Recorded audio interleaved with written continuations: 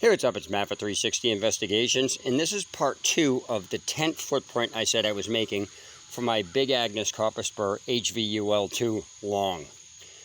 So the first part was me getting the Tyvek, as I said, explaining how to, prep it for being cut. Now, when the footprint is basically measured properly, this is what you're supposed to see. I'm going to go around the edge of the tent directly down. You'll see my feet, sorry. But what I'm pointing out is the edge of the tent here. Take a good look.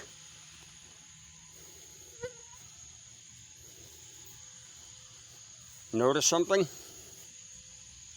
You can't see the actual footprint itself. And that is because when a footprint is made, it's supposed to go barely just under the edge of the tent. So if you're looking at it straight down, it's not supposed to be sticking out in any way, shape, or form. Now, for those of you that don't know, I'm horrible with math. So I didn't use any rulers, mathematical equations, calculations, anything like that.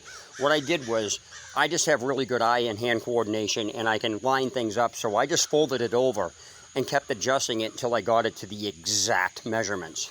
Because I'm going to show you something. If you go at an angle, you can see it, but it's just barely. You're not supposed to see it straight down. So as you can see, it's just under there, the white thing that's sticking out. You can really see it from this side because the tent itself is being pushed in, but that's just normal with a tent footprint. But as you can see, it's not that far underneath the tent, and it's like this on all sides. It's literally that perfect. So what I basically did was I contact cemented. I used contact cement to double over the edge, so there's a reinforced edge around the entire thing, and it made the edges cleaner, as I explained in the other video. The next thing I have to do is throw this through the washing machine so it's not noisy, because as you can see, I can pull this directly out, and this is the actual shape of it. As you can see, it's asymmetrical, meaning it's shorter on one end than it is on the other. You can actually see it.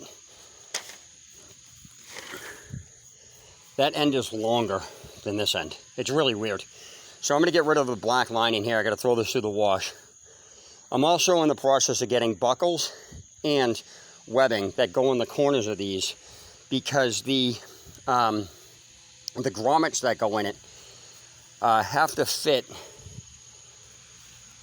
the pole, and then the clip doesn't go into the tent. It goes into the rain fly, which is attached to this. This is for quick fly setup and stuff like that.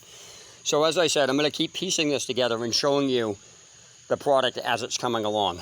But on the bottom, I'm going to point out, if you're doing this, do not worry about if you get contact cement on here. It looks gross and everything else. This can almost not be cleaned up at this point. So one thing I found is that if you have excess on here, try to get it off prior to doing this, because once it's on there, you're not getting it off. This is contact cement. And so the reason why I use contact cement is because it's waterproof. I learned that from another YouTuber, so I can't really take credit for that. And don't worry about if it looks really bad here. So what I did was, after I used contact cement, I went into my room, in a spare room in my house, and I taped down the corners face up, and I let it cure overnight. So I basically did this at about 6 o'clock last night, and it's been sitting until basically right now when I put it up in the measure of the tent, because I literally wanted to absolutely make sure that it was all set. So that's it. So again, I got to wait for the webbing to come in, and then I got to figure out exactly what size the grommets are, because the grommets are a pain in the ass with this thing. But I don't put them into the grommets into this, as that defeats the purpose. You attach webbing to this, which I'm going to do underneath, and as is why I reinforce the corners here. It's going underneath, the webbing's coming out, the grommet's going to be in the webbing to hold the tent pole, and then the clip itself that goes to the rain fly is going to be attached to that webbing. So that's basically how that's going to work. And again, I'll show this to you as it pieces together.